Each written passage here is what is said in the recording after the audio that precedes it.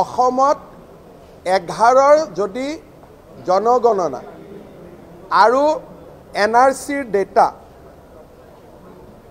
এইটোক যদি আপুনি ষ্টেটিষ্টিকেল প্ৰজেকশ্যন কৰে তেতিয়ালে 41 চনত মুছলিম আৰু হিন্দুৰ জনসংখ্যা প্ৰায় সমান হ'ব আৰু 51 চনত অসম মুছলিম মেজৰিটি দেশ হ'ব। এটো মই বনোৱা তথ্য নহয়।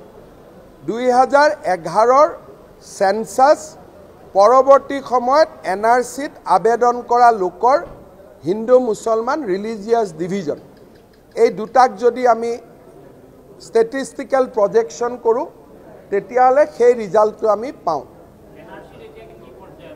NRCৰ পৰ্যায় এইটোৱে আছে যে 20% 10% আমি আবেদন কৰি থোৱা আছে পুনৰীক্ষণৰ। সুপ্ৰিম কোৰ্টত আবেদনটো এতিয়াও শুনা নাই, কিন্তু NRCৰ 9,22,000 লোকৰ বায়োমেট্ৰিক বন্ধ হৈ আছে। তাৰ কাৰণে মানুহৰ বহুত অসুবিধা হৈছে। বায়োমেট্ৰিকখিনি মুকলি কৰি দিয়াৰ কাৰণে মই কেন্দ্ৰীয় চৰকাৰৰ লগত যোগাযোগ কৰি আছোঁ।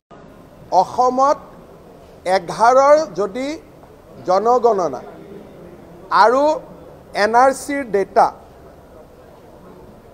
এইটোক যদি আপুনি ষ্টেটিষ্টিকেল প্ৰজেকশ্যন কৰে তেতিয়ালে 41 চনত মুছলিম আৰু হিন্দুৰ জনসংখ্যা প্ৰায় সমান হ'ব আৰু 51 চনত অসম মুছলিম মেজৰিটি দেশ হ'ব। এটো মই বনোৱা তথ্য নহয়। 2011ৰ সেন্সাস পৰৱৰ্তী সময়ত NRCত আবেদন কৰা লোকৰ হিন্দু মুছলমান ৰিলিজিয়াছ ডিভিজন এই দুটাক যদি আমি ষ্টেটিষ্টিকেল প্ৰজেকশ্যন কৰোঁ তেতিয়ালে সেই ৰিজাল্টটো আমি পাওঁ। NRCৰ পৰ্যায় এইটোৱে আছে যে 20% 10% আমি আবেদন কৰি থোৱা আছে পুনৰীক্ষণৰ।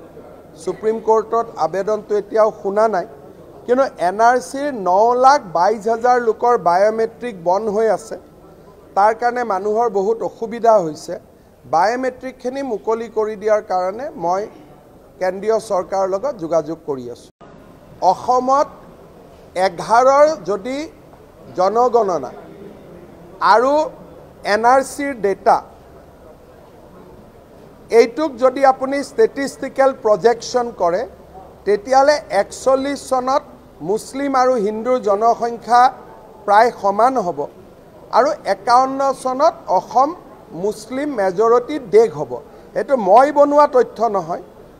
2011ৰ সেন্সাস পৰৱৰ্তী সময়ত NRCত আবেদন কৰা লোকৰ হিন্দু মুছলমান ৰিলিজিয়াছ ডিভিজন এই দুটাক যদি আমি ষ্টেটিষ্টিকেল প্ৰজেকশ্যন কৰোঁ তেতিয়ালে সেই ৰিজাল্টটো আমি পাওঁ।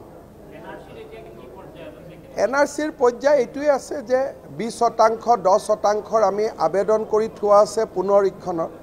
সুপ্ৰিম কোৰ্টত আবেদনটো এতিয়াও শুনা নাই, কিন্তু NRCৰ 9,22,000 লোকৰ বায়োমেট্ৰিক বন্ধ হৈ আছে। তাৰ কাৰণে মানুহৰ বহুত অসুবিধা হৈছে। বায়োমেট্ৰিকখিনি মুকলি কৰি দিয়াৰ কাৰণে মই কেন্দ্ৰীয় চৰকাৰৰ লগত যোগাযোগ কৰি আছোঁ।